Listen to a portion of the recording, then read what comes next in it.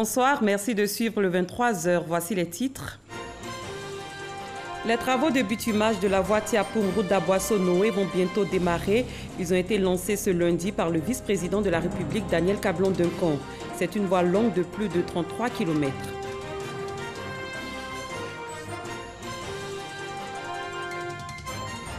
Quel est le rôle des juridictions de commerce dans la sécurisation des investissements en Côte d'Ivoire? Le président de la Cour d'appel de commerce d'Abidjan s'est prononcé sur cette question. C'était à la faveur d'une conférence publique.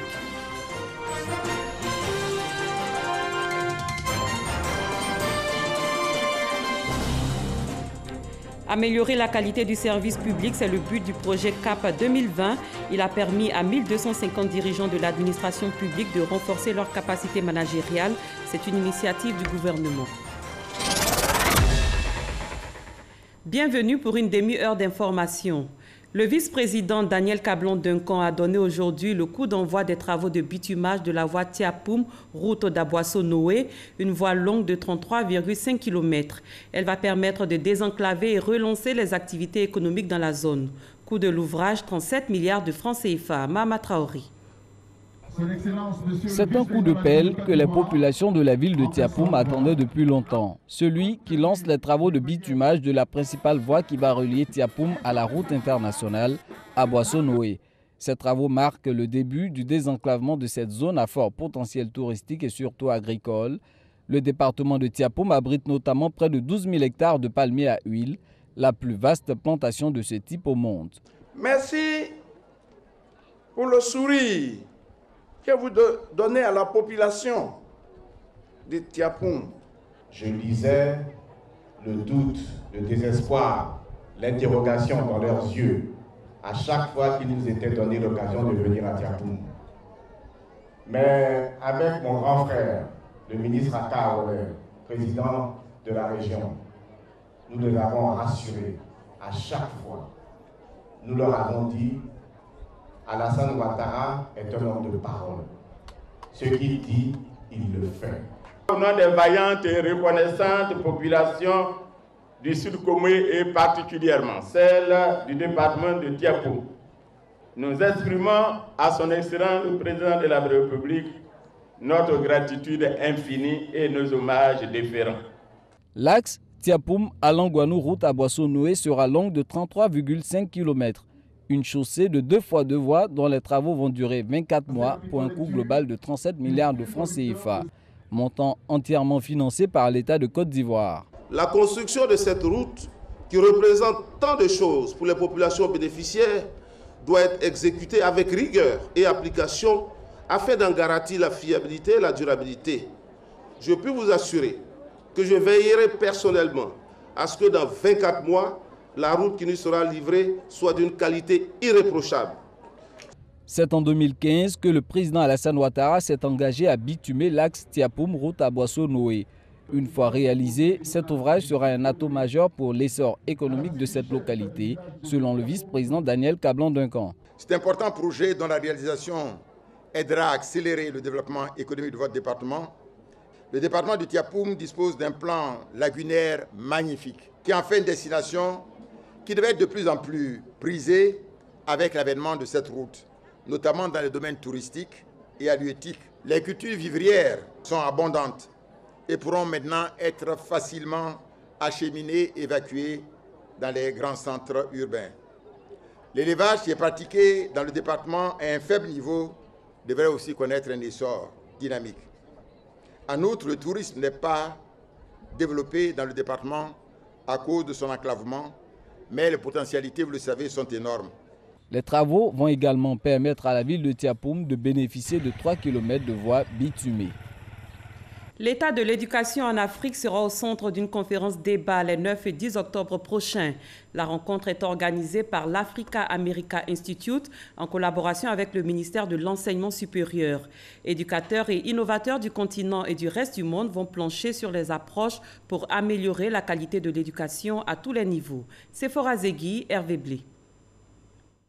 Améliorer la qualité de l'éducation à tous les niveaux, c'est le but de cette conférence annuelle initiée par l'Africa American Institute, une organisation américaine à but non lucratif qui œuvre depuis 1953 dans le domaine de l'éducation en Afrique. Les 9 et 10 octobre, une conférence de haut niveau se tient à Abidjan en présence du chef de l'État ivoirien et de plusieurs ministres africains.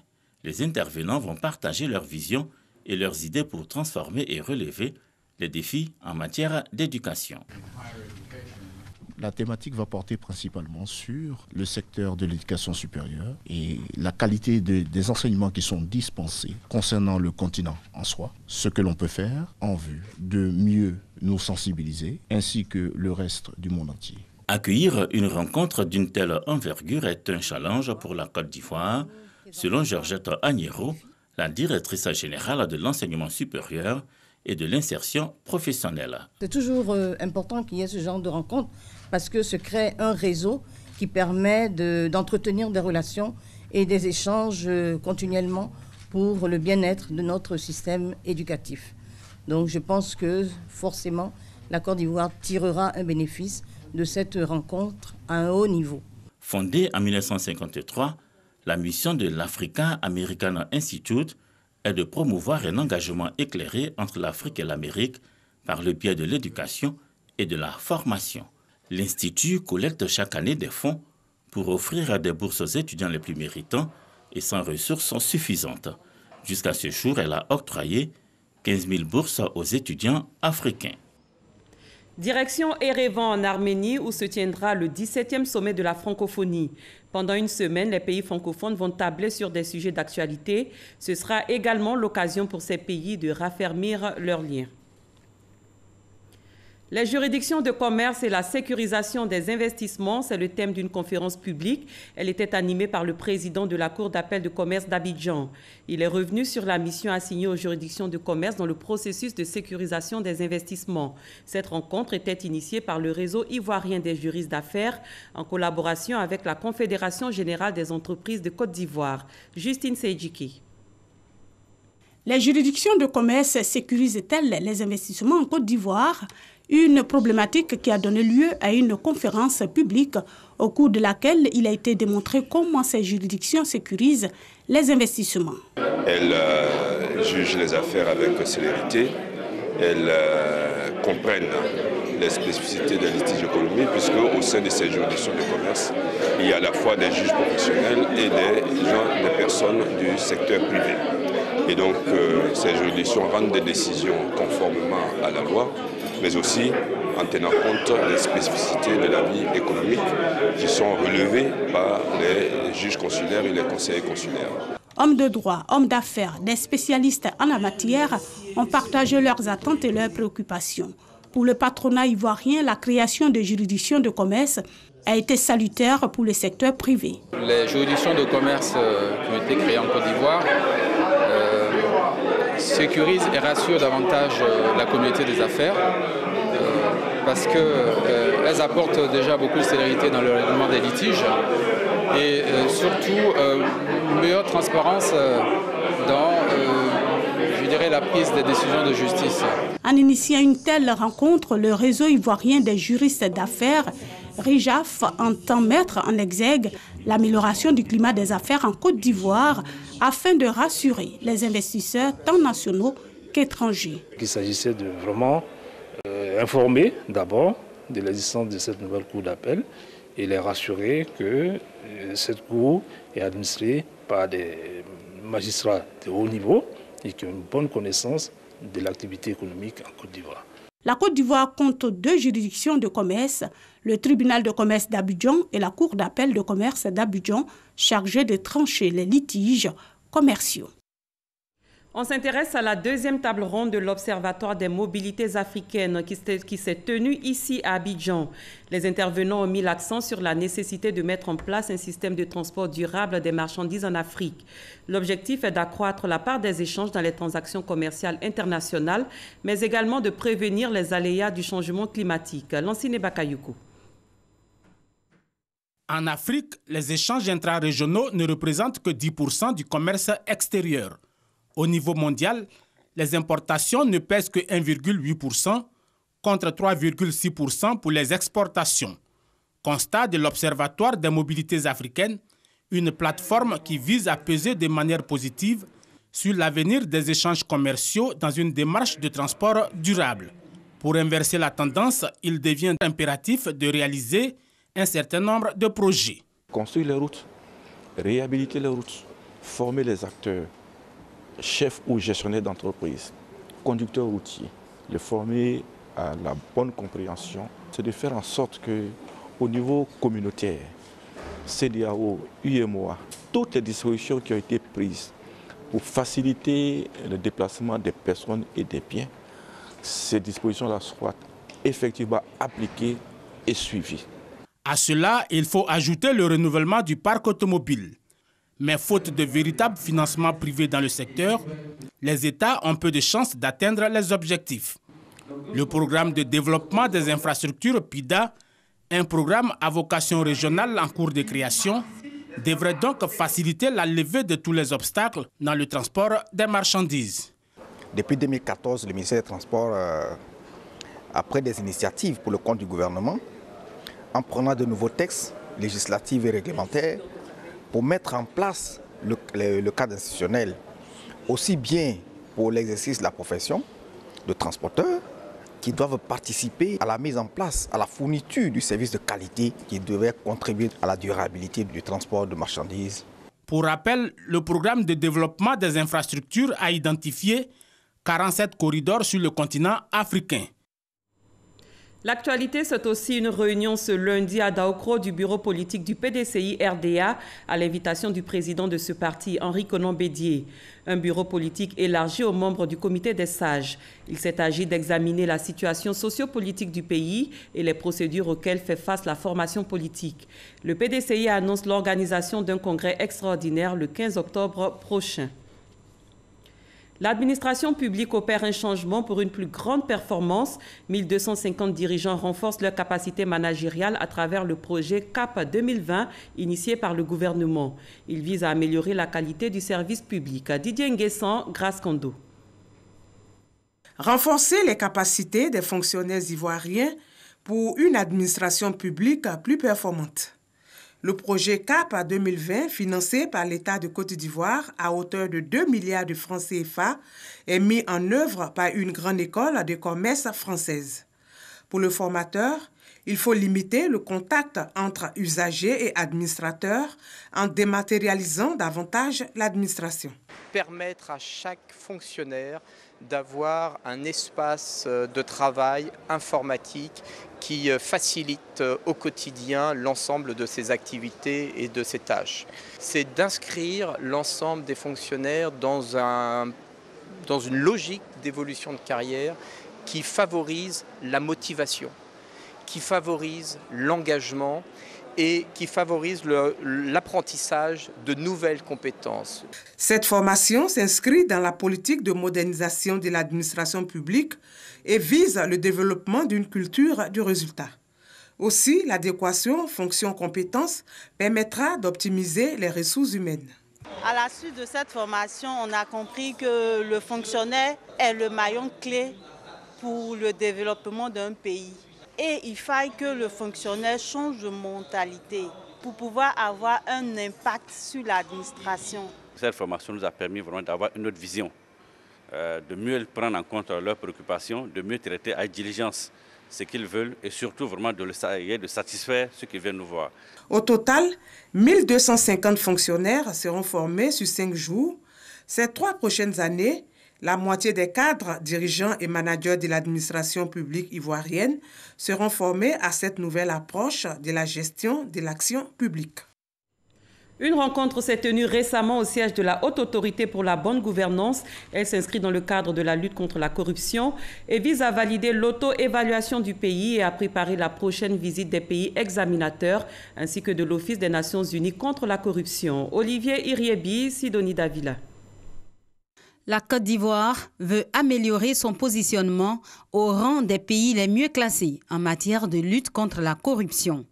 Elle veut servir également d'indicateur positif pour le Millennium Challenge Corporation, MCC.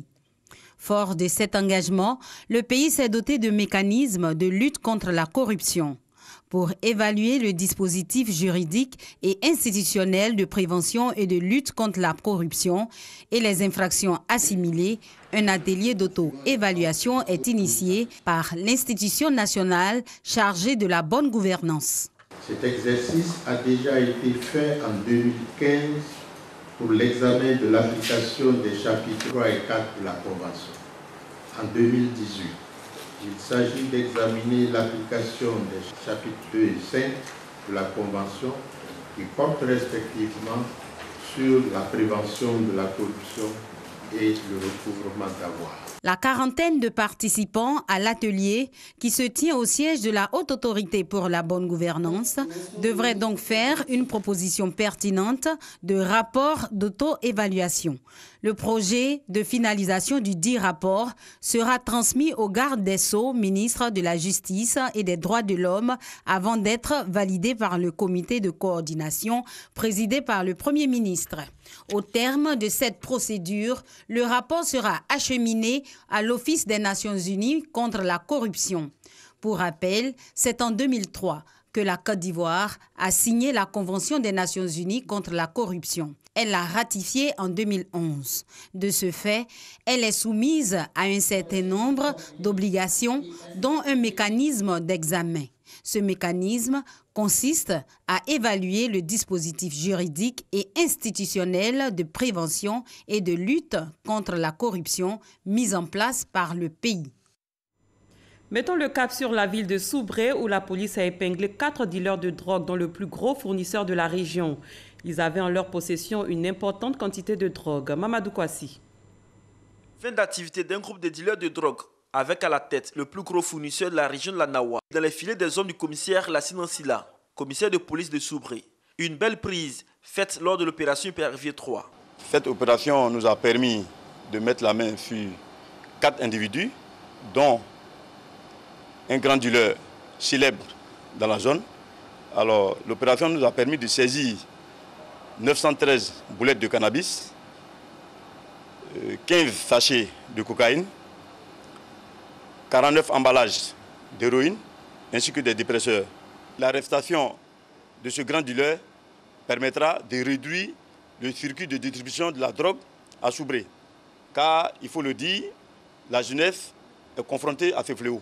Avec cette arrestation, c'est un véritable soulagement pour la population de la ville de Soubré et au-delà toute la région de la Nawa. Le commissaire de police Lassine Ansila exhorte la population à la coopération afin de lutter efficacement contre la grande criminalité dans la région de la Nawa. Le chef de groupe et son gang ont été conduits devant le parquet de Soubré afin de répondre de leurs actes.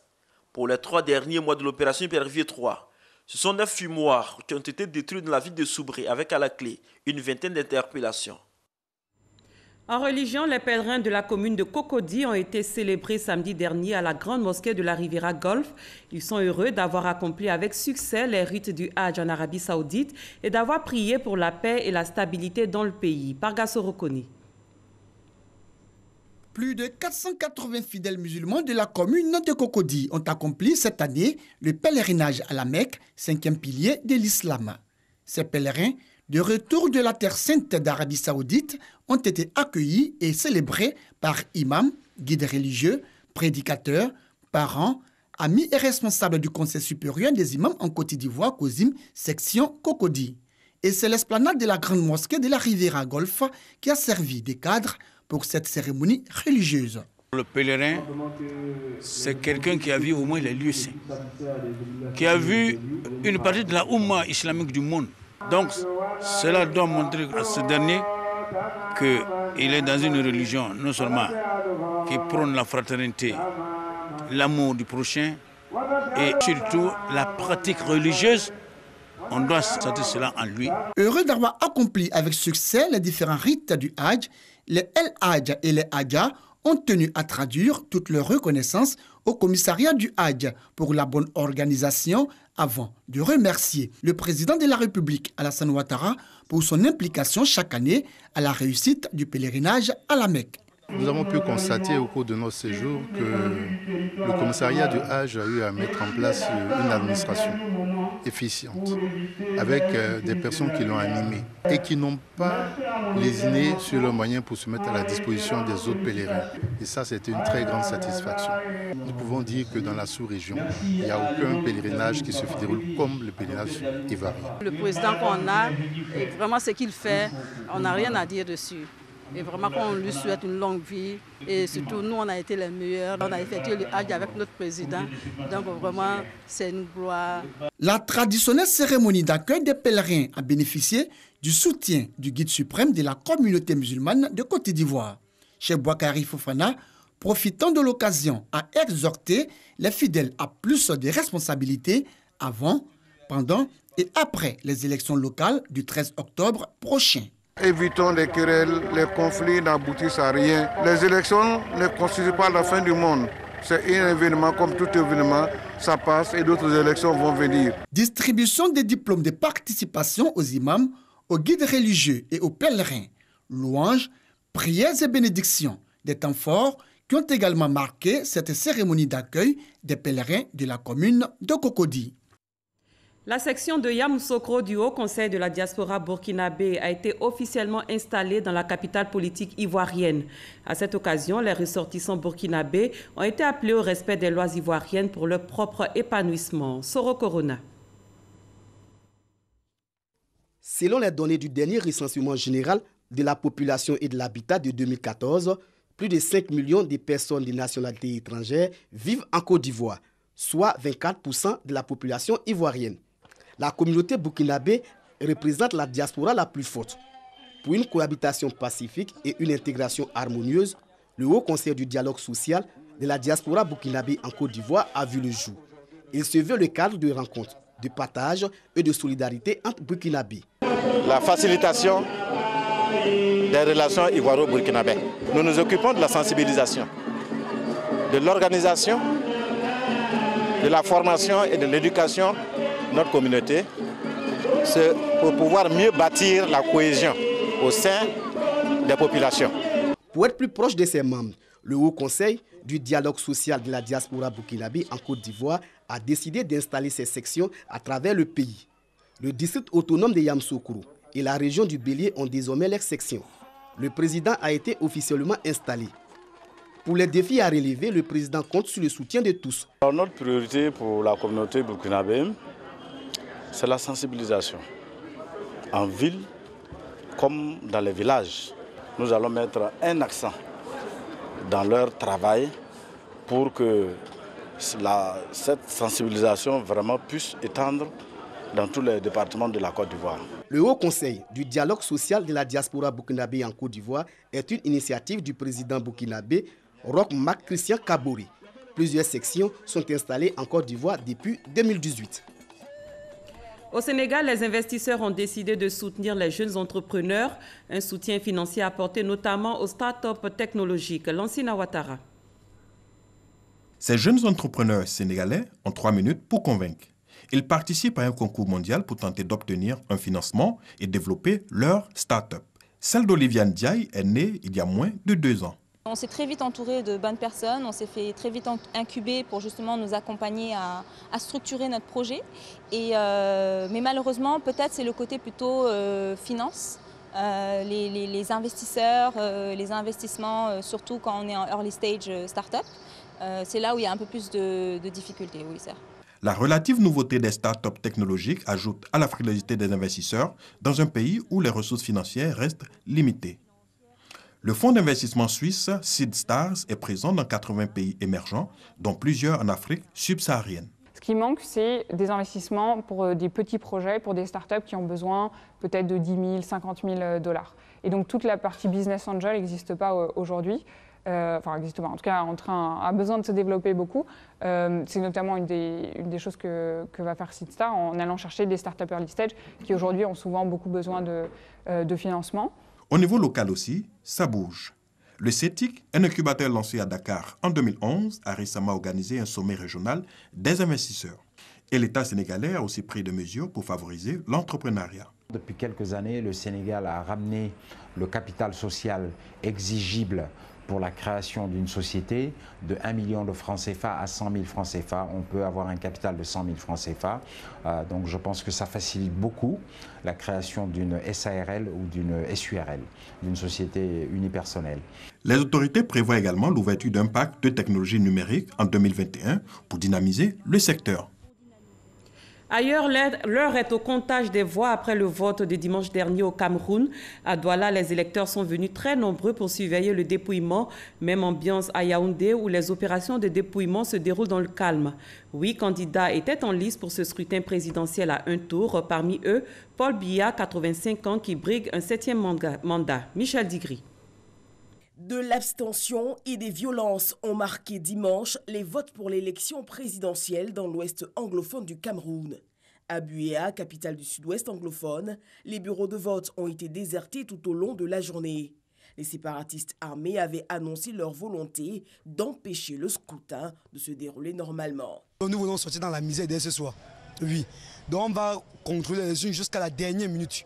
Moins d'erreurs, on réclame notre victoire comme ce qui est légitime. Ça, c'est une élection sans précédent parce que vraiment le peuple camerounais vraiment en a marre d'un système de la pourriture. Ça fait 36 ans que nous souffrons. Nous voulons vraiment que ça soit vraiment cette victoire, c'est pour le peuple. Juste avant le vote et pour la première fois depuis la présidentielle de 1992, deux opposants de poids se sont alliés contre Paul Biya, Akiri Mouna et Maurice Kamto.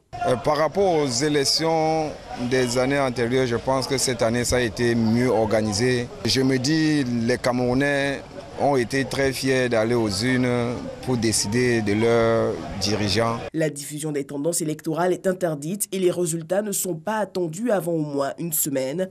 Le Conseil constitutionnel dispose, lui, de 2 semaines pour les proclamer. Voici à présent le reste de l'actualité dans le monde. Première destination, le Mali, où la force du G5 a programmé des opérations en octobre. Olivier Iriebi, Sidonie Davila.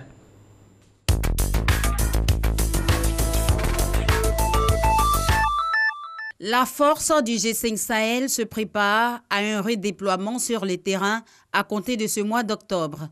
Annonce faite ce lundi par la ministre française des Armées. Après un attentat perpétré contre son quartier général au mois de juin dernier et en raison de certaines difficultés financières, cette force anti-djihadiste tarde à reprendre ses opérations. Le nouveau chef d'état-major en charge des opérations, le général Hanina Ould Sidi, se dit prêt à faire face à la menace terroriste.